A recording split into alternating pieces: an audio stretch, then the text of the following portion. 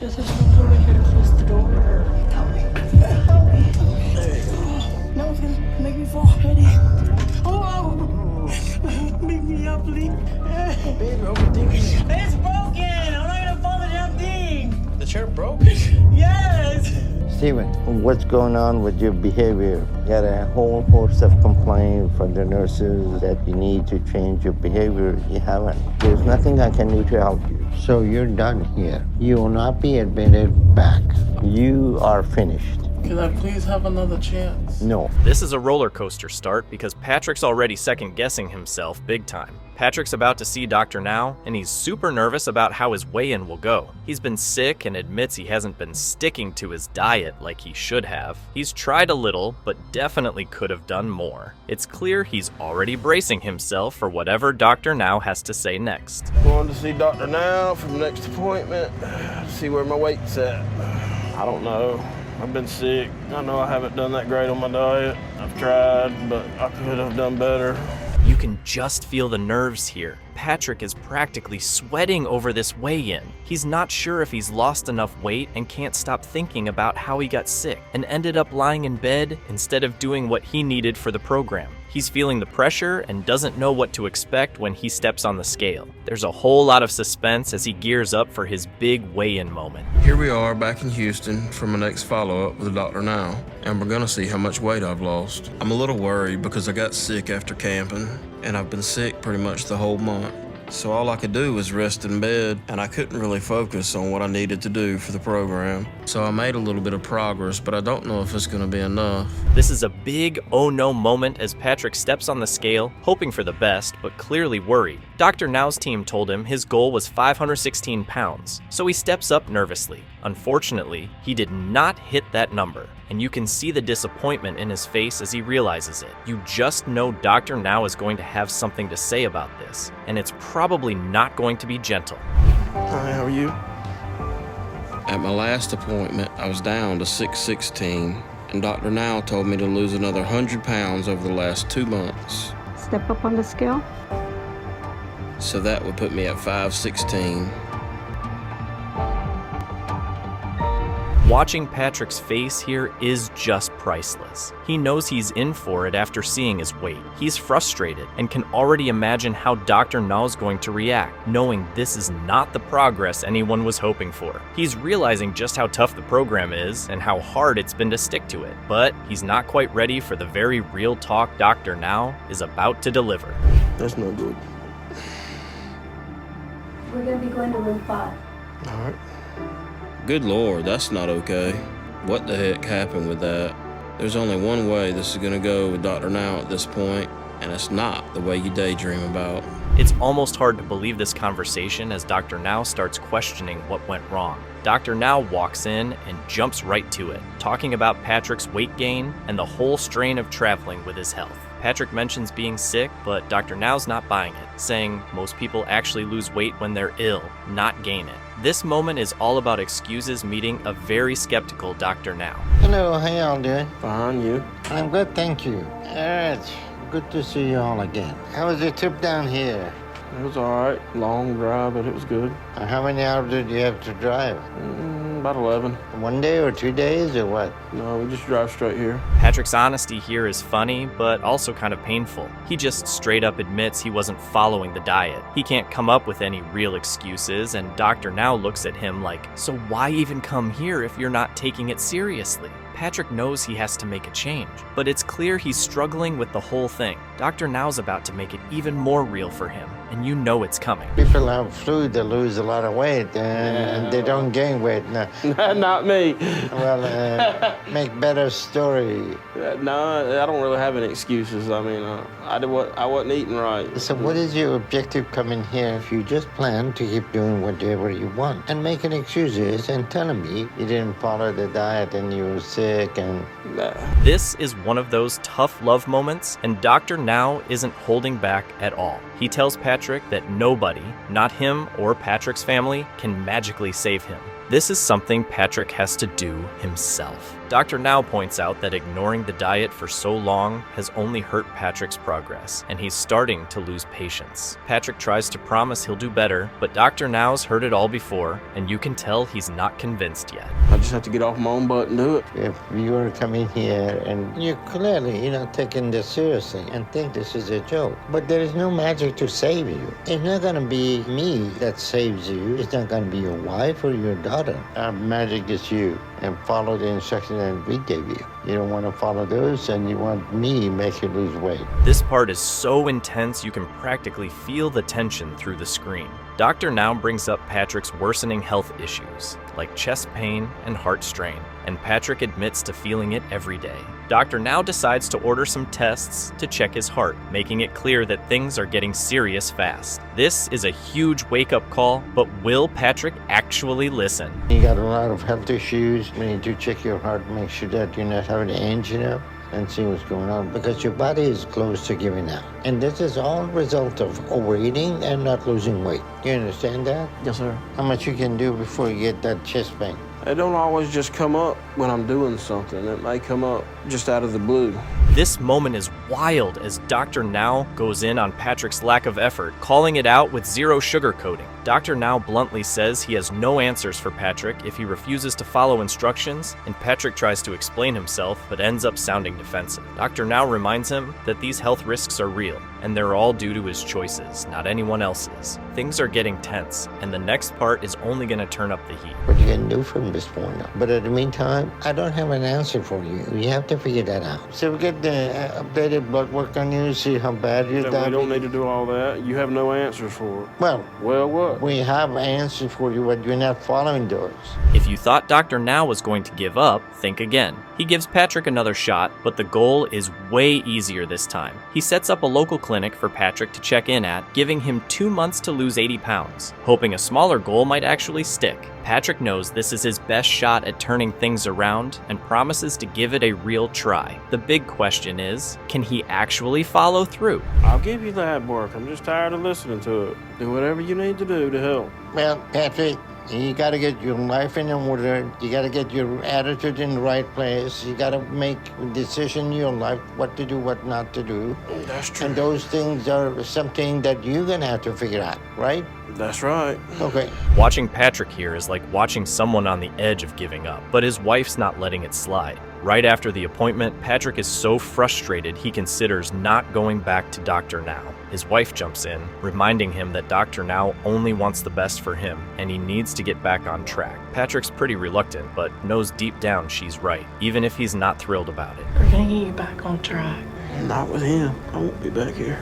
No, I won't. He just wants what's best for you, and you get back on track and do what needs to be done. Dr. Now's closing comments hit hard, as he makes it clear he's not going to keep working with Patrick if he's not serious. He talks about Patrick's lack of accountability, saying that all the travel is a big strain at his current weight, especially since he's not following the program. He plans a local check-in, hoping this will help reduce travel stress, but he's firm that Patrick's journey on the program might be over if he doesn't get real about his health. Patrick's left with some serious decisions to make, and time is running out to prove he's ready. It is unfortunate that Patrick continued his pattern of making excuses instead of taking responsibility. And in the condition he is in, there is no point in him continuing to come down here and put all that strain on his body traveling if this is all he's gonna do. Whoa, this is a roller coaster from the start. Michael opens up about just how scary his agoraphobia is. He worries that trying to face his fears might actually backfire and keep him even more locked inside. His friend Kim is doing her best to help him chill out, but Michael's anxiety just starts revving up like a car that won't slow down. He tries to focus on breathing and not totally freaking out. It's looking tense, but let's see if he can actually step into the world outside. What's the worst that can happen with agoraphobia, though? The worst that can happen is this can be completely counterproductive Okay. and actually push me farther away from wanting to leave the house at all. Do you think that's really a reality? Yeah, I do. I do. And you're allowed to feel that way. I'm not trying to No, you disconnect. are. You're telling me you're Here's where things get seriously nerve-wracking. Michael is staring down the front of a crystal shop like it's the boss level of a video game. He tells Kim he's not even sure he can make it through the door. Kim's like, take your time, but Michael's fear of public spaces is as big as ever, and this is no small challenge. It's been 15 years since he last tried anything like this. Can he actually make it inside without bolting for cover? Let's find out. Right now, Kim and I are trying to find a crystal shop, working on my agoraphobia, my fear of going out and being around people. This isn't easy. And right now, I'm not even sure I'm going to be able to go through with it. You're not gonna believe this. Michael actually goes in, talks to the shopkeeper, and buys some crystals. For someone who hasn't been in public for ages, this is like winning a gold medal. Kim's beaming with pride, and Michael feels like he just climbed a mountain. It's a huge deal for him and his confidence, and he's starting to believe he might just pull this off. But now he's got the ultimate test coming up, facing Dr. Now. Quartz crystals were made in Conroe in the mid-70s. Really? They supplied the entire world for quartz crystal power for CB radios. It's right here? That's in Conroe. awesome. I built my shop from whatever I could scrounge as cheaply as possible. That sounds like familiar. What do you Can I leave say? these up here for you? Okay, those are the ones you want? Yeah. We'll unlock it for you, baby. Thank you. Thank you so much, sir. Thank you.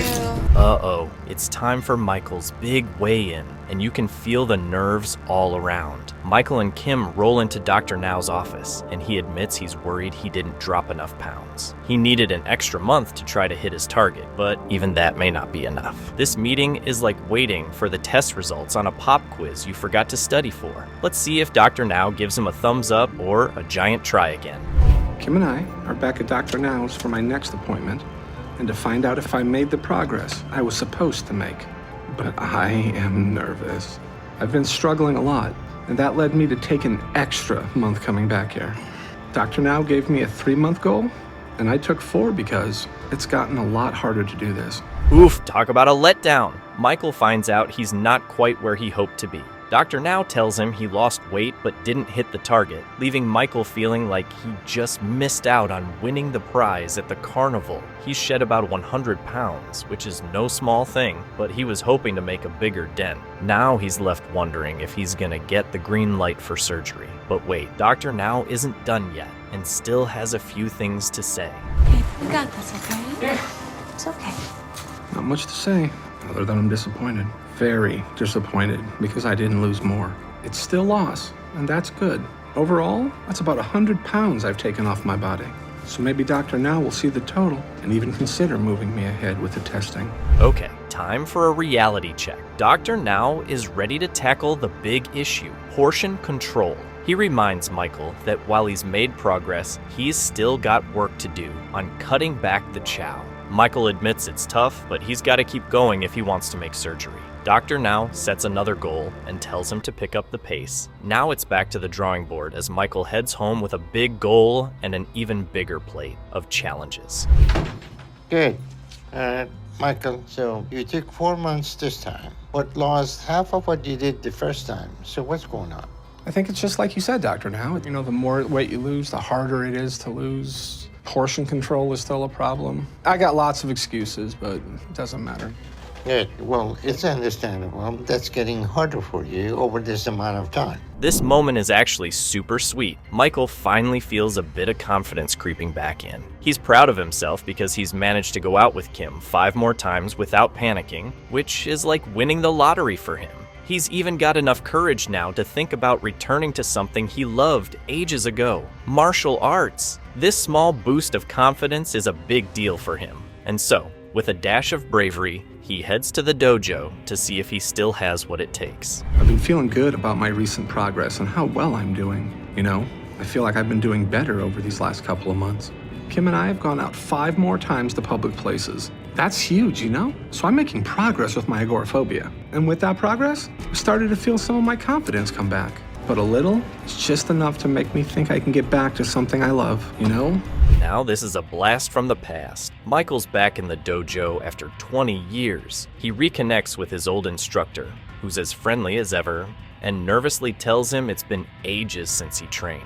The instructor welcomes him back and promises to go easy, making Michael feel like he's found a piece of his old self. This first lesson is both exciting and terrifying as he steps onto the mat again. But here's the big question. Can he actually do this workout? How you doing? Good. And you're? Michael. Michael. Nice to meet you, Michael. Nice to meet you. Okay, you've had a little training before. Yes. That's terrific. Super. How long has it been since you trained? 20 years. 20 years. Okay. Well, believe it or not, still going to be some back in there. So let's go on the mat, and we'll get you going a little bit, and you're going to get to where you want to get. Here's where things get hardcore. Michael is sweating it out, trying to last a full minute doing martial arts drills. Every second feels like a marathon, but he's determined to stick it out and push through the exhaustion. He even finds himself weirdly energized by the effort, going at it for a few more seconds each time he tries. This is him fighting to get back his strength and focus, bit by bit. And just when he thinks he's got it, his instructor jumps in with even more motivation. This is hard.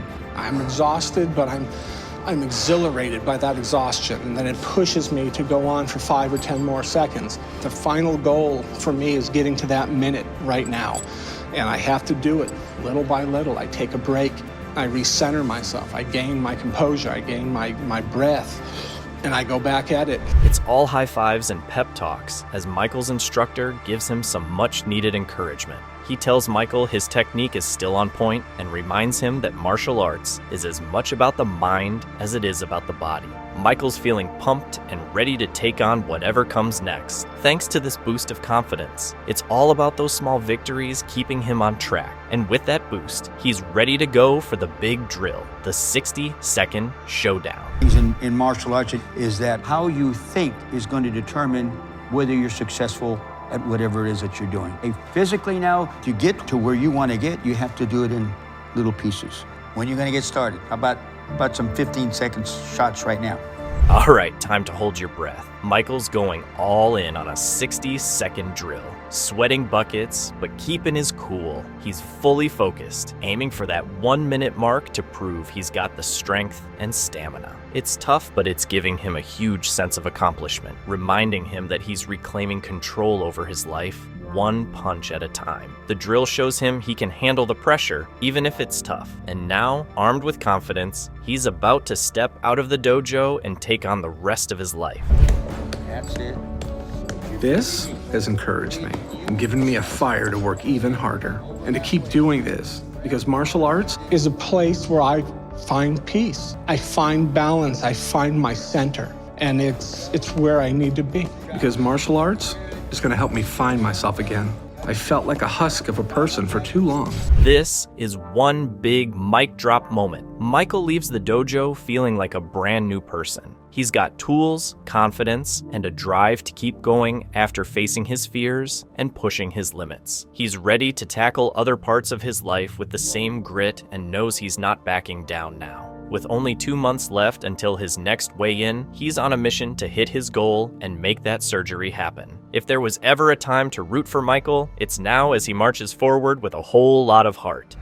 I have 2 more months to try to hit my goal and get surgery, and I intend to do it.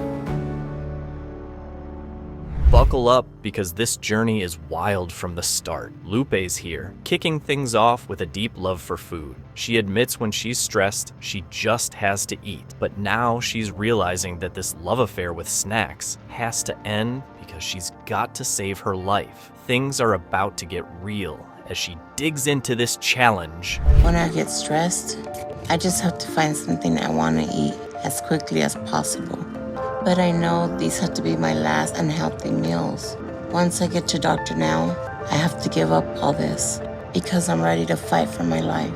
Whoa, the list of problems Lupe's weight has caused sounds like something out of a medical dictionary. She explains how it's messed up her heart, kidneys, liver, you name it. Her weight's taking it down. Even breathing got so rough she needed a tracheotomy. But if you thought this was intense, the next scene will show you just how tough things really get. I'm in pain and I feel helpless, worthless.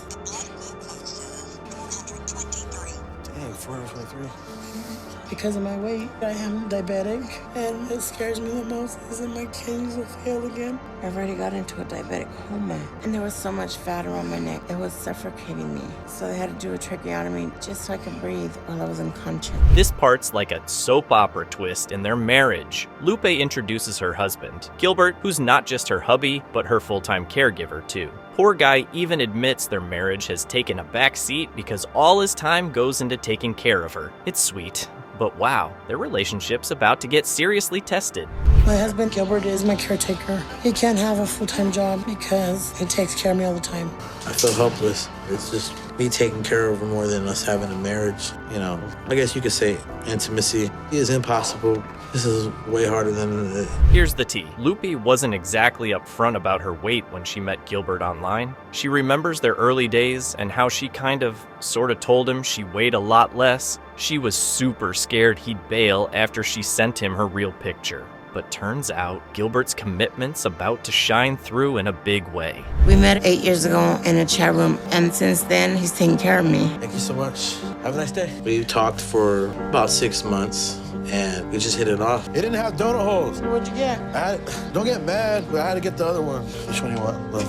Good, go ahead. Just pick. Give me a plate and a please. Gilbert deserves some kind of medal for this one. He's worried sick and even begs Lupe to think about how her health affects them both. It's not just about her, he says. Her weight's taking down their whole future. Oh man, this is just the tip of the iceberg for the drama coming up. I know I'm eating unhealthy, but food is my comfort, and I'm scared not having it there. I love her to death, and I do not want to lose her. I don't. But I need her to lose this weight because it's killing the both of us, and I don't know what to do.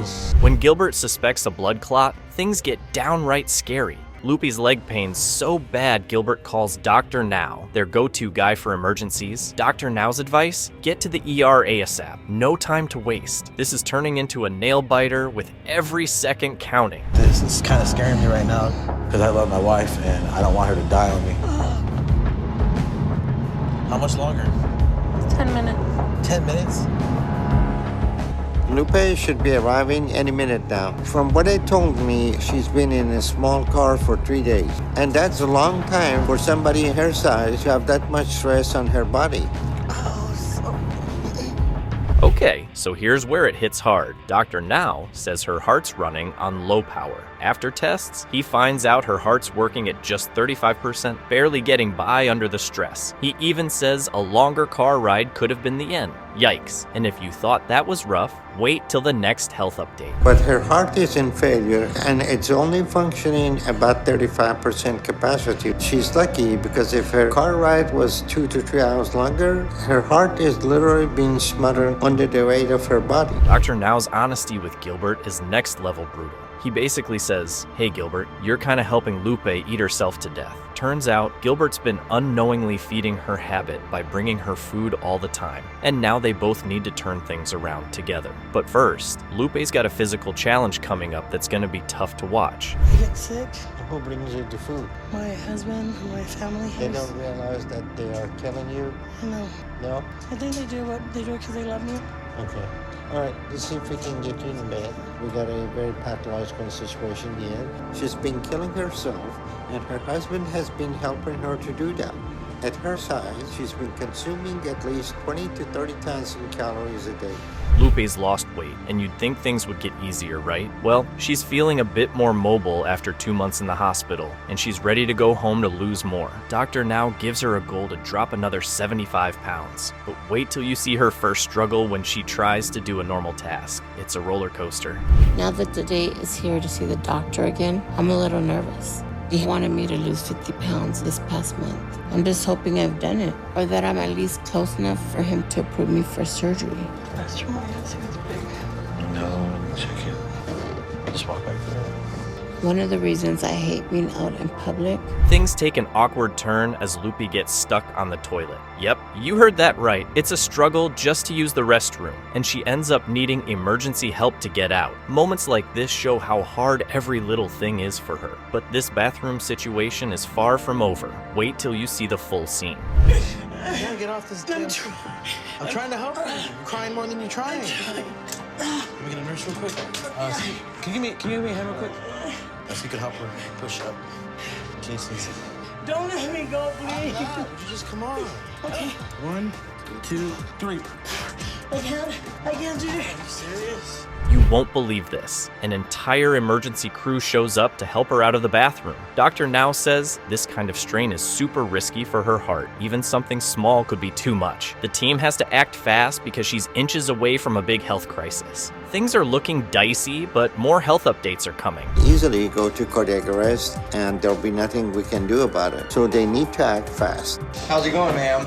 Did you fall down? She got stuck in the toilet. I don't want to fall and hurt myself. Okay, then we're gonna go ahead and get the fire truck out here, okay, just to help us out. Just get me off the toilet. What we'll do is put someone on your back and get you up in an upright position. Okay. Oh. Need more slack? We're gonna try. Oh, he got my legs.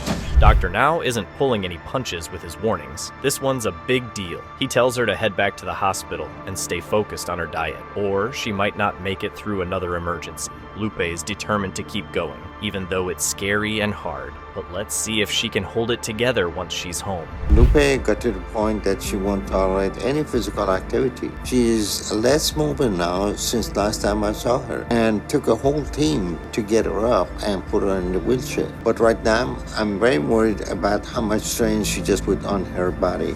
How you feel? It just hurts. Lupe, I want you to go over to hospital to make sure that there is no major concern going on with your heart. Dr. Now has his doubts, and his concern over Lupe's progress is super real. He's worried that Gilbert's influence might make it hard for her to stick to her diet. It's a big moment where he tells her she needs to stay strong on her own to reach her goals. Pressure's on, and it's about to get more intense. Morning. How you feel today? Good. Lupe has been in the hospital for past 2 months on a controlled diet for the second time, and she's doing a lot better. I'm gonna get you up today and see how your weight doing. Okay. All right. Everybody else hands off of it. That's 128 pounds you lost now. Lupe's nerves about her progress are off the charts. She's scared she hasn't lost enough weight, and the thought of not making her goal has her stressing big time. She feels like the clock is ticking, and she needs to get in shape fast. That pressure is only about to grow as she gets closer to her next doctor's visit. Good job, Lovey. Loving it. Loving it, Lovey. And I feel like I'm racing a clock right now, and that my time is running so short. I just hope I make it. Good morning. How you all doing? How you feel today? Good. Lupe's so excited to get her surgery approval. She's practically doing a happy dance. She's worked so hard and feels like she's got a real shot at a new life now. This moment gives her a ton of hope, but the road to recovery is gonna be anything but smooth. This is the beginning right now. This gives me a lot of hope. I was like literally just barely hanging in there. I'm not gonna lie, but it just made things better. It's really great.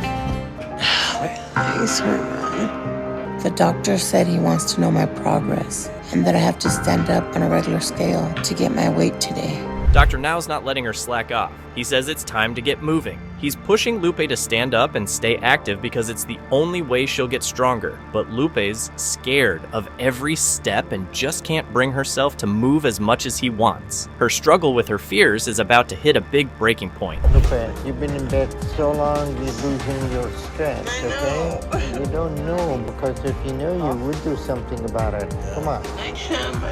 My legs go numb. I don't want to fall. That's because you haven't been trying. Lupe is not dealing with the issues in her life in the right way, and that is creating a very dangerous situation for her. Dr. Now has had enough. He lays down some tough love. He tells Lupe that if she doesn't push herself to move more, she's not going to make it. It's her only chance at survival, he says, and she has to take it seriously. But getting her to take that step won't be easy. This is where it got you to be almost 600 pounds. This is what got you in the bed. You refuse to get out of this condition. You're playing with everybody around you. No, I'm not. I'm Come on.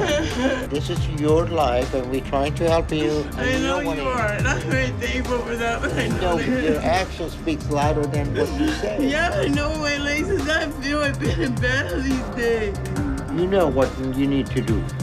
Seeing how hard it is for her to even try to stand is kind of mind-blowing. She's losing muscle fast, and Dr. Now says her health's on the line if she doesn't get up. She keeps trying her best though, sticking to a strict diet and aiming for more weight loss. But there's still so much further to go. Unfortunately, Lupe got to the point where she's physically losing the ability to stand.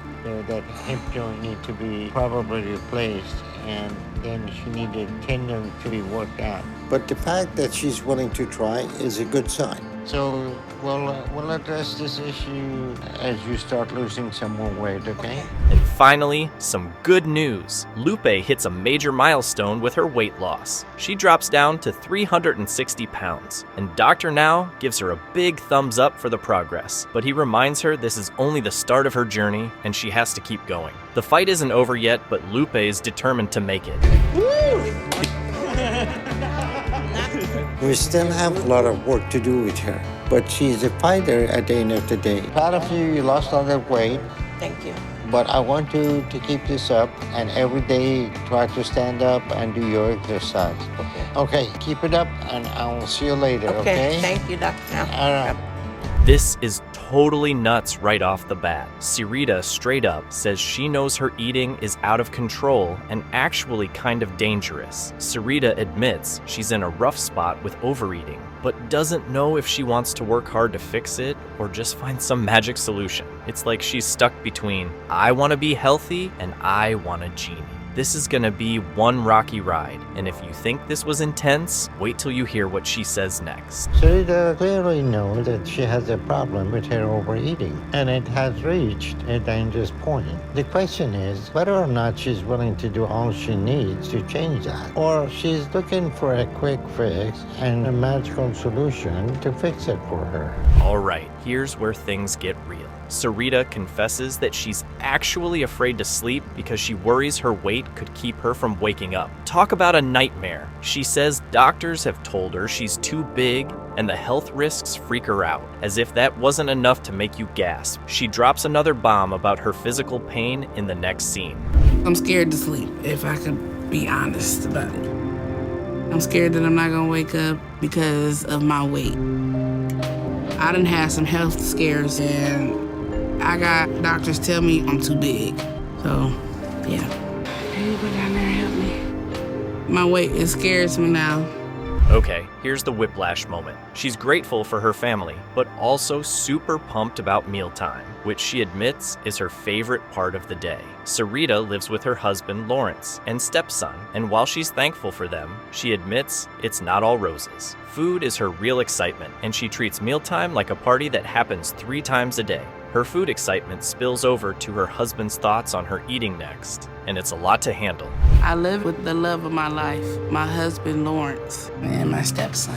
I'm thankful for my current living situation because not everybody got a roof over their head, but at the same time, it's challenging. But even though my life is miserable, I get an excitement when I know it's time to eat again. Here's Lawrence trying to be the voice of reason, but also kind of giving up. He says Sarita eats when she's stressed, sad, or just needs a boost. But then he admits he's an enabler. Basically, sometimes he tries to say no, but then he's like, whatever, here's your bacon sandwich. Lawrence's mixed feelings make the situation even crazier. And in comes Dr. Now next with his hard-hitting questions. Sometimes her mood better. If she's stressed out, she eats. If she's unhappy, she'll eat. I mean, I guess it's a coping mechanism for her. I'm hungry. You ready for breakfast? I am. What you need me to get? I want to do bacon, egg, and cheese sandwiches with some pizza rolls. Okay. You can go grab that and I get the stuff set up here. Meeting Dr. Now is like reality check time, and he is not messing around. Sarita explains she's come all the way to Houston for surgery, but Dr. Now just cuts to the chase. Her BMI is dangerous, and this isn't going to be easy. He asks what she's done to lose weight so far, and she lists her half-tries at dieting, but he's not impressed. If you thought he'd go easy on her, just wait till he calls out her husband in the next part. Need help with getting the weight off. Came for surgery. Trying to get that extra push support that I need to help with losing the weight. So you're 31 years old and you're just over 600, huh? Yes. So at your height, that puts your BMI over 100, which is very dangerous. So what you have done so far to get your weight down? Dr. Now zeroes in on Lawrence, and it's hilarious because he calls him an enabler right to his face. He's like, letting her eat just to keep the peace isn't helping, buddy. Lawrence awkwardly agrees, saying he doesn't want to argue with her. Dr. Now's advice doesn't get any softer from here, and Sarita's first progress report is going to be one heck of a wake-up call. Does anybody in the household encourage you to eat more? Yes, I have enablers, people that don't know how to tell me So no. who's your enabler? Well, my husband is one of my biggest enablers. So he doesn't want to argue with you to That's let exactly. you eat? Or, that's not being an enabler. That's an enabler. You're bullying him to feed you, and you call that the enabler. I do not bully him. 2 months later, Dr. Now is here to see the results, and let's just say he's not impressed. Sarita only lost 12 pounds. He's like, what happened? And she admits she couldn't keep up with the routine. Her half-hearted excuses aren't cutting it with Dr. Now, and he's about to give her some pretty solid advice, even if she isn't thrilled about it. In 2 months, I expected that you're gonna lose at least 60 pounds, but in return, you have only lost 12 pounds, which is a 6 pounds a month, which is not very much. So what happened to the diet instruction we gave you? Did you read those papers? I did. How many times you read it? I read it. Actually, I read it a couple times because I was showing. A couple times. The deal was you read it every night. This part is jaw-dropping. Sarita's got more excuses, talking about stress and being busy, but Dr. Now doesn't buy it for a second. He's like, this is about what you eat, not how much you walk around, which pretty much shuts down her argument. He gives her a straight-up calorie talk, saying she needs to eat way less if she wants to see results. And if she thought Dr. Now's tough love was the end, she's got another thing coming with therapy sessions around the corner.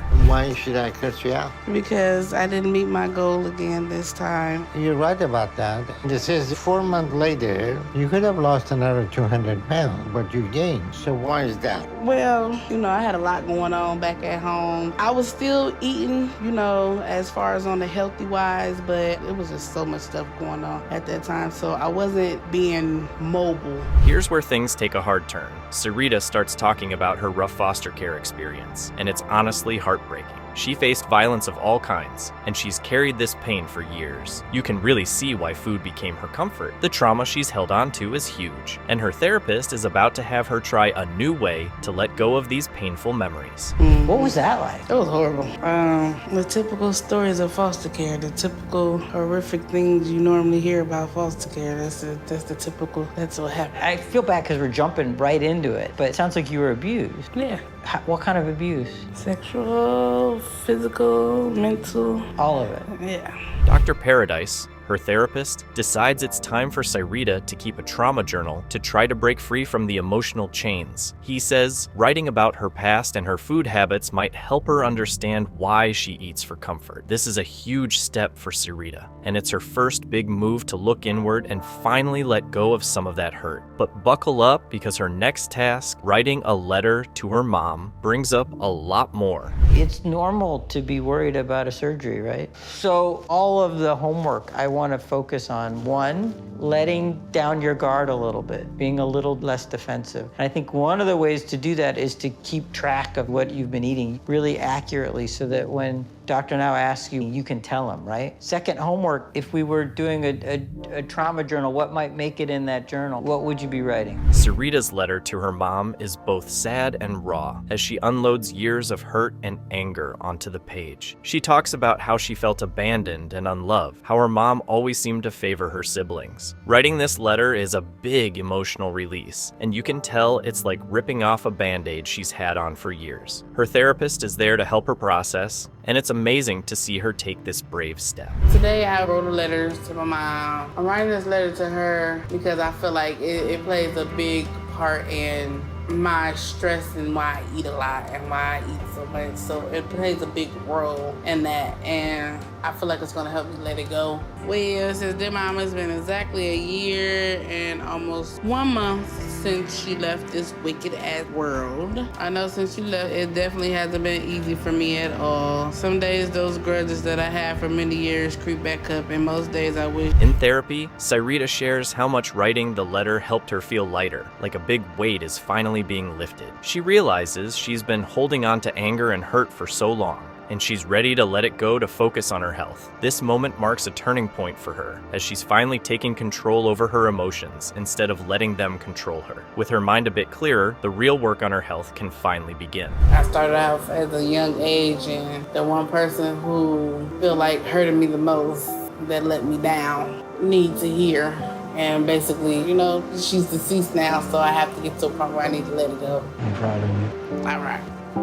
I'm absolutely confident that I can do this now. Well, that's good. I think that's great, but in the long term, that may be not feasible to do that the rest of your life without the surgery. And that was the surgery is a tool that will give you a better control of your eating habits. Steven, what's going on with your behavior? You got a whole host of complaints from the nurses that you need to change your behavior. You haven't. There's nothing I can do to help you. So you're done here. You will not be admitted back. You are finished. Can I please have another chance? No. Alright, buckle up, because this gets wild as we see just how much Chris's mom can make or break this journey.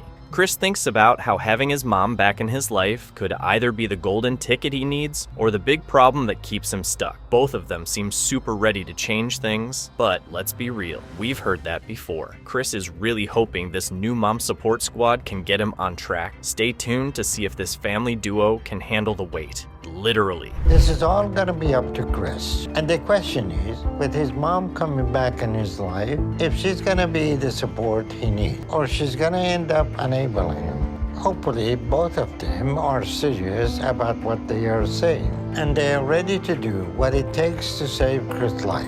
Now, here's where it gets next level. Chris's morning routine is basically a workout session just to stand up. Since he's too big for a regular bed, he sleeps on a mattress close to the floor and has to do this wild rolling and somersault move to get up. He flings himself forward in a way that sounds almost like he's launching a cannonball just to stand. All that work just to get up and start the day. The next clip is a tough one, and even breakfast isn't as easy as you'd think. I'm too big to sleep in a normal bed, so I have to sleep on a mattress 1 foot off the floor. And to get to my feet, I roll forward out of bed really fast, kind of like a somersault. I lean back and then I whip my legs forward and it just pulls the rest of me up to standing. When cooking breakfast is more like running a marathon, this is rough, folks. Standing in the kitchen is so uncomfortable for Chris that he's taken to sitting on a cooler to cook, which, let's be honest, is kind of clever, but also kind of sad. The weight between his legs keeps him from standing straight, which makes cooking take forever. This limited setup messes with how much and what he eats. Just wait till you hear what happens next. This guy isn't just cooking with his hands. My weight makes it challenging to cook the kind of breakfast that I want.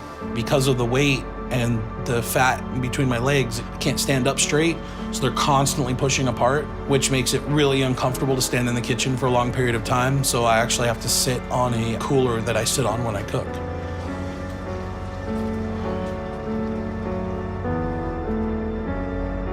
This part is intense. Chris's relationship with food is about as dramatic as a soap opera. He calls it going red, which is basically when he eats so fast and furiously that he doesn't stop until the food's gone. Eating makes him feel better, like a magic spell against loneliness, even though it's only temporary. It's pretty clear food has become a way of shutting down his emotions. Coming up, we dive into Chris's past, where all these habits got their start. I make the meal with my stomach, not with my brain, so I have a really big meal, and when I start eating, as soon as I hit that first bite, I eat it all. I call it going red. I can't stop. When I'm eating, I don't think of anything. It clears my mind. The food, when I eat food, at least for the time that I'm eating it. Get ready for the big heartstrings moment, because Chris's goals are all about family love. He desperately wants to be there for his daughter and do stuff together, but his health has made it nearly impossible. He's got some personal goals too, and he's starting to realize his weight has been holding him back big time. just thinking about his daughter gives him the push to change. Let's see if he can tackle the next part of his journey for real. All right, so Chris,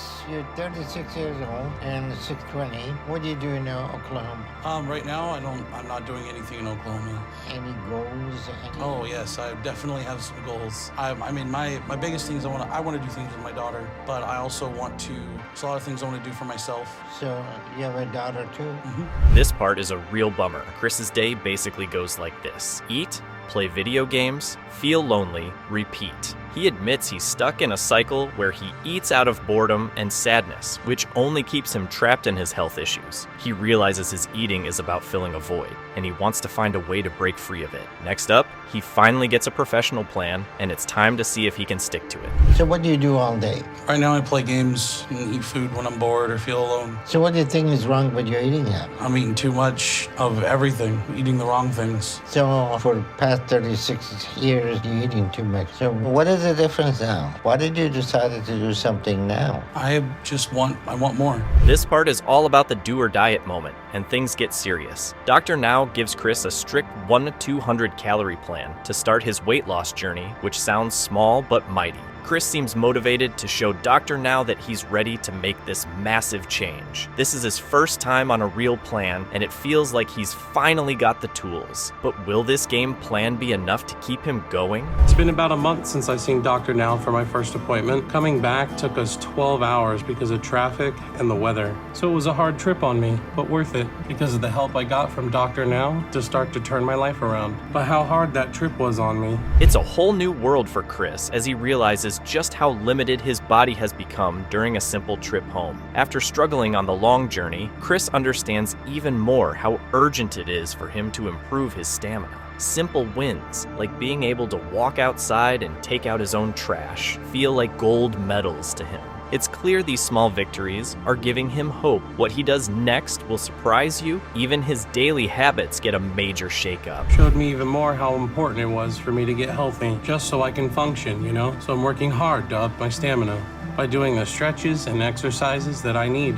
I couldn't take the trash out before when I would go out to walk. Sounds funny, but taking the trash out feels pretty good. Not having to have somebody else take your trash out for you it's pretty nice. It's just those things you don't really think of until you can't do it anymore. It's something I can definitely do now. Family is everything for Chris, and he's about to get a big dose of it. Chris's mom stays with him for a while to help, but she has to go back to care for his brother, who needs her support. She plans to move in permanently soon, and Chris wants to return the favor by getting healthy enough to take care of her. This shared commitment makes Chris even more determined to succeed. But will he be able to keep up the progress once she leaves? After coming back home, my mom stayed with me for a couple more weeks, but then she had to go back to Vegas to be with my brother. Since he's mentally challenged, someone has to help take care of him, and he lives with my mom because of that. So with my mom moving in with me, he's gonna move in too. But right now, she says she has to tie up some things back home for them to make the move, and then she plans to be here to help me. But I'm hoping that if I lose a lot of weight soon... This one's wild because Chris takes his dieting to the extreme,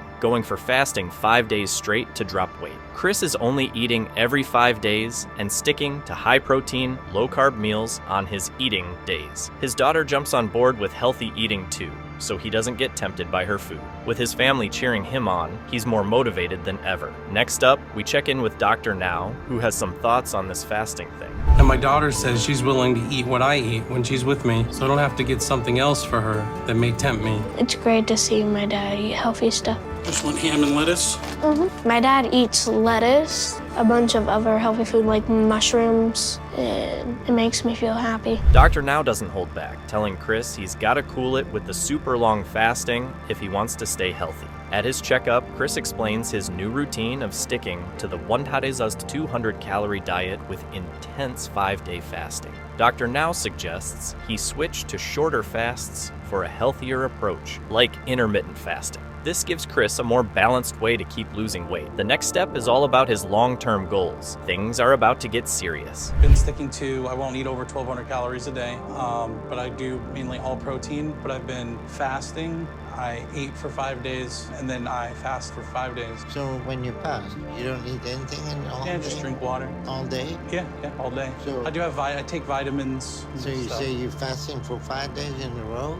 So you're going from overeating to not eating anything? Well, I wanted to kind of give myself a reset. Chris's goals get real here, and they're all about fixing the big stuff, not just his weight. He lays out a 2-year plan where the first year is all about health, and the second's focused on getting back to work and having a normal life. Chris knows he needs to build a strong base so he doesn't fall back into old habits. This big picture thinking shows he's serious about lasting change. His next reflection digs even deeper into why he's stuck in his habits. One of my biggest goals is to get out of the house and not feel so lonely all the time, meeting people or just being able to go somewhere with my daughter. All right, so what are some of your other goals? I have a long-term goal right now. I have a 2-year plan. First year's a big focus on health, getting back into working, get a good career going, save up some money. I have a couple, I don't know exactly what I want to do yet. This is a major self-check moment as Chris talks about how loneliness has been the real driver behind his eating. Reflecting on his years of isolation, he realizes he's using food to deal with feeling sad and alone. He remembers being more positive and outgoing in the past, and he wants that version of himself back. This moment gives him extra motivation to change his emotional habits. What comes next? A big decision that could change everything. Do good kind of person, just went away. All right, that's good. I'm glad you decided to change your life and make it better. So the next step will be I want you to move down to Houston. Okay. The drive you had to make is still a little bit long to keep making that trip. I'll give you a couple of months to lose another 30 pounds. Watching Chris's whole family get in on the weight loss action is both sweet and hilarious. Now that Chris has lost 139 pounds, his family decides to join him by eating healthier and working out too. They all go on walks together, and it's clear that Chris's determination is rubbing off. The support makes him even more committed to stick with it. But can they all keep up the pace? Only time will tell. You're down to 481 pounds, no? Yeah, I was hoping I'd be a little lower. Well, losing 44 pounds in 2 months is not bad at this point. So far, you have lost 139 pounds, huh? Yep. All right. And whole family is losing too, so that's great. So how is everybody in the family doing? Good. We're doing good. These two stick with me. They do everything. Every push, every time I push, they push. Dr. Now gives Chris a reality check, reminding him that keeping the weight off long-term might still require surgery. Although he's impressed with Chris's progress, he warns that surgery could give him a better shot at keeping his eating habits in check. Long-term weight loss is tricky, and even with surgery, people struggle to keep it off. Dr. Now plans monthly check-ins to make sure Chris stays on track. The question now, can Chris handle this all alone, or will he need that final boost? Keep it up with your weight loss and stay on track. So keep it up, and we work with you as long as you can do that. We support you and see how you're doing with this plan going forward. Okay? In the meantime, if you have any issues or anything, let me know. I will. Thank you, Doctor. All right, we'll see you then. Whoa, this guy's life is really upside down from the start. Brandon's feeling like his own body is a prison, and he's worried his girlfriend Taylor might have to, well, bathe him soon if he doesn't lose weight. He's seriously talking about how he could die if he doesn't change his ways. This is where he starts realizing it's time to get moving, literally. I feel like I'm living a nightmare, where my own body is this prison I'm trapped in, and my girlfriend Taylor will have to start bathing and cleaning me in bed if I don't change. Taylor and I do not partake in intimacy because of my size, but also we're waiting until we're married, but that won't happen unless I lose the weight. So, Brandon gets this hardcore 1,200 calorie diet that's like practically nothing compared to what he was eating. He's 718 pounds, and Dr. Now says lose 120 pounds in 2 months, and just throws down this challenge. Brandon's all in, and Taylor's helping him, and it's just the start of this big journey. And wait till you see if he actually does it. Brandon is 33 and 718 pounds. So there's no way around it except that we got to lose weight. I'm willing to do whatever you tell me. Okay, so I'm going to give you a diet that is high protein and low carb, and it's limited to 1,200 calories a day. And what I want you to do is lose 120 pounds over the next 2 months. It's been a month, and I immediately started on the diet and the exercises that Dr. Now gave me. Holy moly. Brandon comes back 2 months later, and he's lost 141 pounds. He's down to 577, and Dr. Now's like, All right, let's do this weight loss surgery. Brandon's pumped. He's already imagining the new, lighter version of himself. Let's see if this surgery gives him the boost he's looking for. You're down to 577. Yes. So you lost 141 pounds in 2 months, huh? Yes. And since you lost your weight and you shown that you can stick with your diet, I'm gonna approve you for weight loss surgery. Thank you so much. Today, we're attempting to do a gastric sleeve procedure on Brandon. This surgery is going to be a very helpful tool for him. All right, so here comes the serious stuff with Brandon's dad, which is kind of a punch to the gut. Brandon's got some old issues with his dad, and it's been bugging him, so he decides to turn his pain into a song. Dr. Now's cool with it, saying it's all part of the healing. Up next, get ready to see some huge changes in Brandon's weight. Dad and I had a falling out. There was some infidelity and we had an argument over the phone. So Brandon, I think it's really important that you consider writing him a letter about your feelings regarding the way he exited your life. I'm writing a song about my father to at least try to take a step in the direction I need to face this. So you're down to 383 today. Yes. Brandon's on a roll, now down to 383 pounds, which is a big jump from where he started. He's still holding on to his music dreams in Nashville, but for now, the goal is all about the weight loss. Dr. Now starts mentioning the possibility of removing his extra skin, which is a game changer for Brandon. Just wait till you see the crazy progress he makes next. I'm headed to Dr. Now's clinic for another appointment, and I'm feeling good about my progress. I still haven't heard back from the places I was talking to in Nashville, so all that is still up in the air. So unless... When you hear he's dropped over 450 pounds, you've gotta say, wow! Brandon's down to 265 pounds, and Dr. Now hints that if he gets that extra skin off, he might even be under 200 pounds. Brandon's stoked. Can you imagine carrying around almost half a ton, and then boom! You're a whole new person? This next part will blow your mind. So you're down to 265 pounds today? Yes, sir. All right.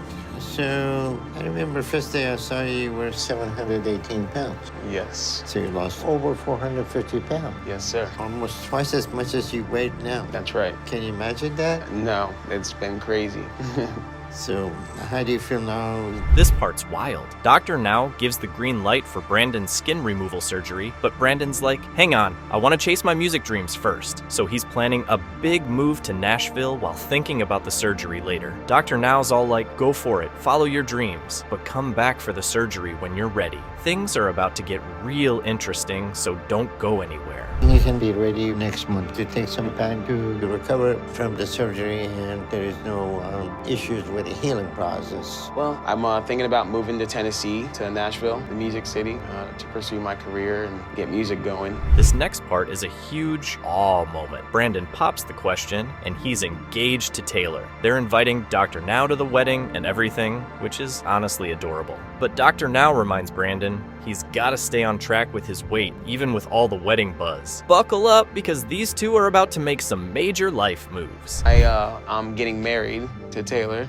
so I want to invite you to the wedding. Well, congratulations. So a lot of things is happening with you. Yes. Good thing. Yeah. So, well, congratulations. So when is the big date? I'm not sure yet, so we're still in the planning process, but... Brandon and Taylor throw caution to the wind and move to Nashville for Brandon's music dreams. Surgery can wait for now, as he's hustling with a part-time gig while also pursuing music. They've got a wedding date set, so they're basically in full-on happy ever after mode. Things get real as he starts thinking about what all this means for his life. After my last appointment a few months ago, I got a call and it was an opportunity I wanted. So Taylor and I made the leap and moved up here to Nashville and held off on my skin removal surgery. So for now, I'm working as a leasing agent part-time and pursuing my music career. And Taylor and I plan to get married next year. We set a date, so it's happening really soon. And by then, I may have gone back to get the skin removal. Brandon looks back and can't believe he's lost 482 pounds. It's a huge deal.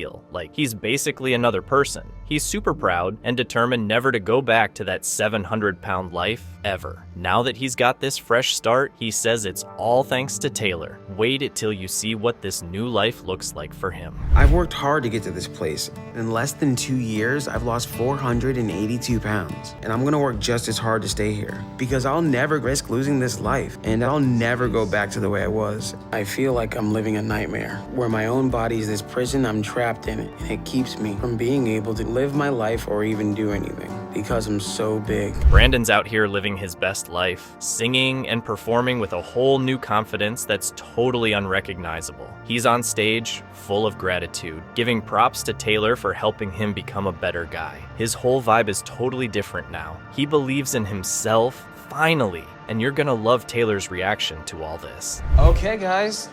Thank you guys so much for coming out tonight. I just feel overwhelmed with so much energy mentally and emotionally. The old me had the longing inside, but there was one thing lacking, and that was the believing in myself. And that took Taylor's love. Taylor's all smiles and shock at how much Brandon has changed. She's seriously proud, and she's got reason to be. She sees old pictures and can barely recognize the guy she fell for. Now, he's got so much energy, she's the one telling him to slow down. They're ready to take on anything, together, just thriving. And that's where their story takes off into a bright future. It seems unreal, and it shocks me when I see old photos, but now he has more energy than I do even. He wants to go out all the time. I feel like we can conquer anything now. This is wild. Just 2 years ago, she wouldn't have guessed she'd be here, doing her own thing. After 2 years since her weight loss surgery, she's finally feeling that sweet taste of freedom. She even moved out of her family's house, where they used to do everything for her, from helping her get dressed to getting her in and out of bed. Now she's on her own, loving every minute of it. But just when things are looking up, she's about to face a whole new challenge. It's been 2 years since I had weight loss surgery, and I would have never imagined life could be so great. I've gained a whole new independence, and I finally moved out from my family's house. They had to do everything for me. I have to have help getting dressed or getting up out of bed. She's also going through a divorce? Yup, it's been a year since she split with her ex, who mostly just helped her stay stuck in her old ways. Now she's all about focusing on her health and doing things her way. Life after her split has been all about that solo glow up, and she's finally got her eyes on the prize, staying healthy. And just as she's crushing it, someone totally unexpected pops into her life. And it's been a year since I finalized the divorce with my ex-husband. Our relationship centered on him enabling me. How many nibblers does everybody want? But now I can focus more on getting healthy. I've lost a lot of weight in the last year, mostly because I'm really careful about what I eat. But when I look in the mirror, surprise! Here comes Shane, her longtime friend, who's now her boyfriend and biggest cheerleader. Shane recently moved in, but they go way back. He's known her since before her journey even started. He's been rooting for her all along, and now he's helping her feel brave, even though she's still a bit shy about her looks. With Shane by her side, things are feeling right, but she's about to get some big news about her next surgery. I'm currently living with my boyfriend Shane. He moved in about a month ago. Hey. You wanna jump in? Yeah. Shane and I have been friends for 8 years. He knew me at my biggest and was also really supportive of me. After dating for a while, things got serious and I asked him to move in with me. Talk about a glow-up journey. Now she's approved for surgery to get rid of the extra skin on her arms, and she couldn't be happier. Even after dropping all that weight, the leftover skin keeps reminding her of the past, and she's ready to say goodbye to it for good. She's thinking this is the last step she needs to feel at home in her body, and she's pumped for what's next. But when the surgery's over, things get a little, well, complicated. But Dr. Now has approved me for skin surgery on my arms, so I'm really hoping that helps me finally be happy with how I look. It's really hard for me to be present when I'm out in public because I'm so distracted the way my body looks. I'm hoping that once the surgery is out of the way and I feel better about my body. Yikes, post-surgery isn't all sunshine and rainbows like she thought. A month later, she's kind of shocked that she doesn't feel totally amazing about her body, even with the improvements. The whole thing feels like a brain puzzle she can't solve, and it's kind of bumming her out. Thankfully, Shane's there to keep her spirits up, but she's about to get some real talk from her doctor about her diet. Wait. Today I'm having surgery to have the extra skin on my arms removed. I've been working really hard to lose the weight by watching what I'm eating. and I'm anxious to move forward with this next step. Are you very nervous, baby? No. I'm nervous. In my head, I'm still 708 pounds. She's not eating enough now? After all that work, now she's struggling to get enough calories in because she's so scared of gaining weight again. The doctor says her 400 calories a day is way too low and wants her to eat more, build muscle, and focus on staying healthy overall. It's a whole new level of tough, but she's trying to trust the process. But just when she's managing the diet stuff, her doctor drops a bomb about her mental health. I was scared I'd break the scale, but now I have no reason to be scared. Wow. Not expecting that at all. I feel good about Dr. Now approving me. Hello, how are you today? All right, I see you down to 160. What's going on with your eating? Turns out, the doctor thinks she could use some help with her mental game too. He suggests she see a therapist to help her tackle all the stuff swirling around in her head about her body and her journey. She's starting to realize that staying healthy isn't just about dropping weight. It's also about feeling good on the inside. With therapy on her to-do list, she's hoping to finally feel at peace. But first, she has to tackle gaining some weight back. Guess who's back on track? So we need to address all these issues. Christina needs to get to the root of her anxiety with her body. She will not be healthy in long term if she doesn't resolve these issues. Next time, I want to see that you gain 15 pounds. Then we can discuss your next surgery. You have to be healthy, Christina. Okay. The doctor doesn't understand that She's been putting in the work, eating more, and finally, her doctor gives her the green light for surgery on her legs. This is huge for her. It's like the final piece of the puzzle to say goodbye to her old self. With this approval, she feels like she's finally moving towards a life she can fully enjoy. Now comes the next big moment. Can she finally feel good about herself in her new skin? I'm back at Dr. Now's office to see if I've gained enough weight to get approved for my leg surgery. It's still a little hard for me to see that number go up, but I did what Dr. Now wanted and gained some weight. Hello. Okay, so you're weighing now 177? It's good. That's 17 pounds up. Look who's feeling herself now. After all the surgeries, she's finally able to go out and do simple stuff like shopping for clothes, and it's giving her that confidence boost she's needed. For the first time, she's starting to see herself the way others do, and it feels pretty darn good. Every new step she takes is a step toward being totally cool with herself, but her journey's not over yet, and her doctor's got one last piece of advice. I've been working really hard lately to be okay with who I am. And now that I finished my skin surgery, it's nice to buy clothes that speak to who I am. It's making it a little bit easier to see what everyone else sees. Definitely a confidence boost. When I was 700 pounds, I couldn't go anywhere in public, let alone go shopping for clothes. Hold up, she's down 537 pounds. Her doctor's pumped, calling her a total rock star for all the progress she's made. He's all about giving her credit for not just the weight loss, but also her strength in getting through all the ups and downs. This moment is pure validation, and she's finally realizing just how strong she's been. With the journey nearly behind her, it's time for a life she never thought possible. All right, so you lost 537 pounds. That's a lot of weight to lose. Thank you. Christina is a really amazing success story. I know it's been a difficult process for her to have a healthy outlook on food and her self-image, but she's made great progress. You've done an amazing job. Now, this is the happy ending we're rooting for. She's grateful to have Shane, who's been there through every wild step, and now they're looking forward to the future together. With her surgeries in the past, she's finally free to live a life full of brand new experiences that once seemed totally impossible. Now the sky's the limit, and she's ready for all the good things coming her way. From here on out, it's her time to shine, and there's no stopping her. I'm so glad I found someone that loves me like Shane. Now my life is full of so many new experiences that I could never have imagined when I was big. This part is just wild. The guy's life is like a real-life video game set to hard mode. He's talking about his body like it's a prison he can't escape from. Just walking to the bathroom leaves him huffing and puffing like he ran a marathon. And you can almost feel how his whole day's a workout he didn't sign up for. Even getting out of bed feels like a mission. And trust me, you'll want to see what makes everything harder next. It's scary waking up because everything gets a little harder each morning. My body feels like a prison. I feel like I'm trapped. Like, I can get up and out of bed, but I get short of breath walking to the bathroom from my bed. I'll start losing my breath. Now, this is next level. He's got the world's best helper, and she's pretty much his superhero. He's really grateful for his caretaker, who basically helps him with everything from washing his hair to keeping him steady. It's like his daily life is a team project, and he's not even the team captain. The way he needs her for the simplest things just gets wilder. But wait until you hear what he can't do next. On a bad day, as soon as I get up, you'll hear my knees it'll continuously pop, pop, pop, pop, pop. Pain is usually excruciating.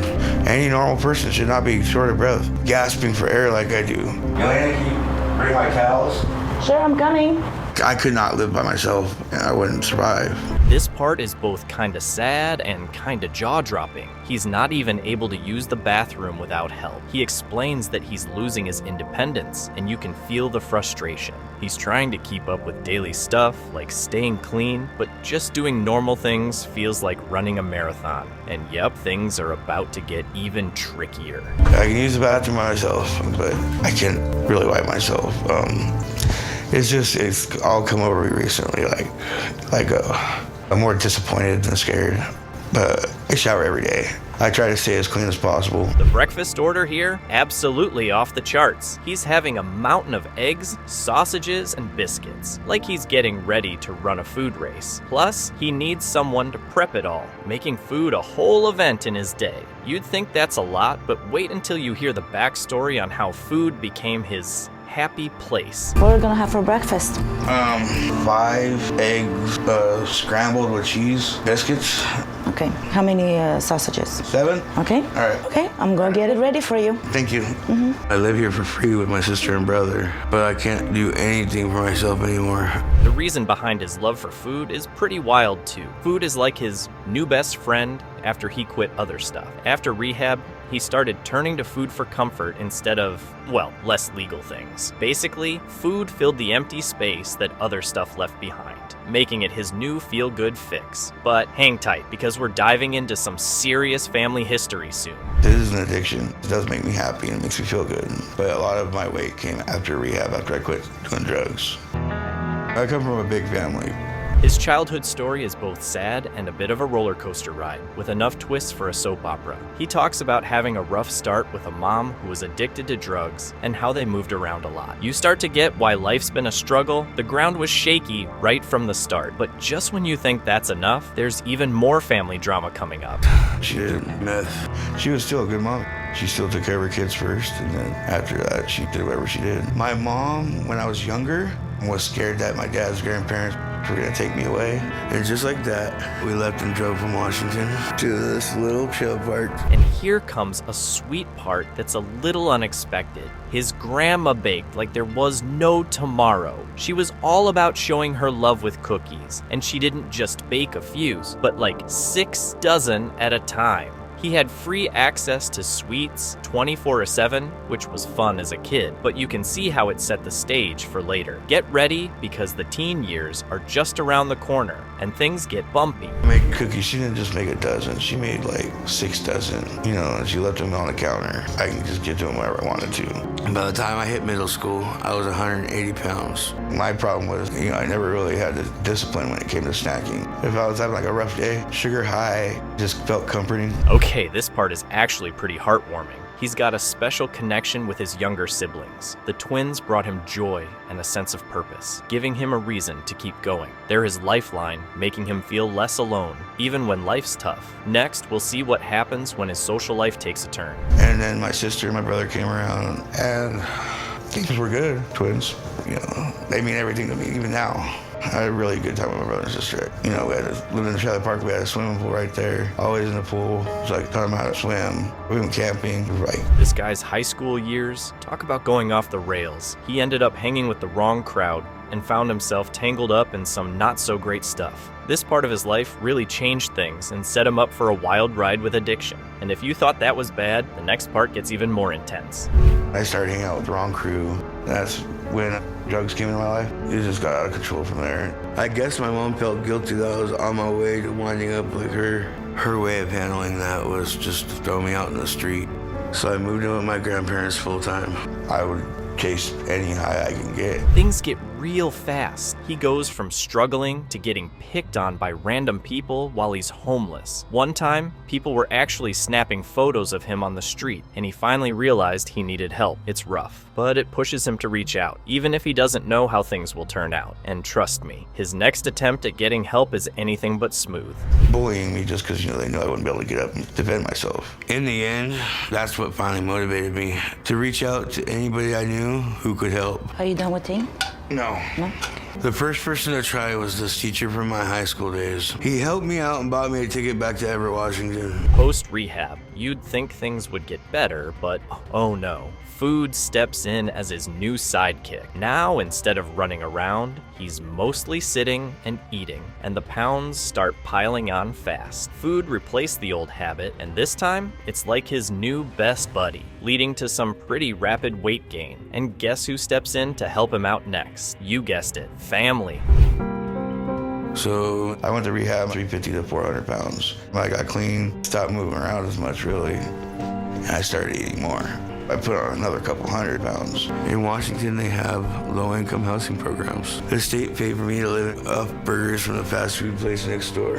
Family comes to the rescue with some tough love, giving him the kickstart he needs. His sister and brother decide it's time to help him turn things around, and they all rally together for a fresh start. It's the first time he's got some real backup, and you can feel the hope building. But don't get too comfortable. This family's got their own struggles coming up. Me and my sister finally said, hey, we gotta do something. That's when me and my brother came out of the hotels and came back here. Bradley, wanna help me make a list for the store? Yeah, let's do this. And then we're gonna get some soda. Probably need to get some milk and eggs, maybe some bread. Everybody in my family has tried drugs. Now, we see that he's not the only one dealing with addiction, and this is a family-wide thing.